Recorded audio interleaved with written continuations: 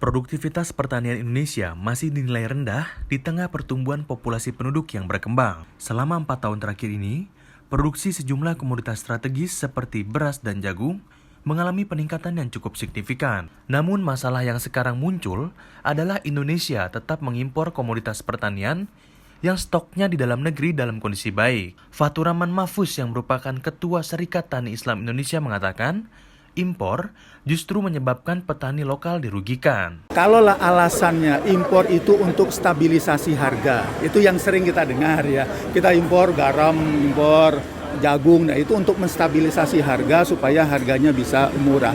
Tapi kenyataannya kan nggak begitu. Jadi kita yang di pertanian melihat realnya nggak begitu. Jadi malah untuk warga kita juga tidak mendapatkan harga yang bagus, petani kita sangat dirugikan gitu. Jadi makanya ini kalau kita bilang sebenarnya kita tidak mampu, apanya yang tidak mampu?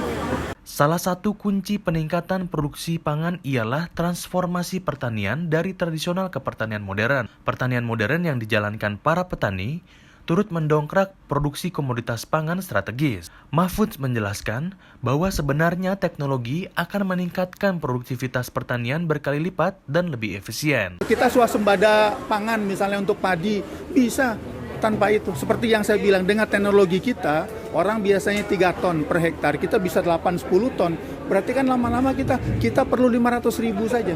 Kalau pakai teknologi ini 500.000 hektar saja, kita nggak perlu lagi 2 juta, 1 juta impor, nggak perlu. Pada tahun lalu, pemerintah melalui Kementerian Pertanian mengalokasikan anggaran sebesar 2,81 triliun untuk belanja lebih dari 70.000 unit Alsintan yang berfokus pada peningkatan komoditas pangan strategis, yakni padi, jagung, dan kedelai. Dari Jakarta, HBM TV melaporkan.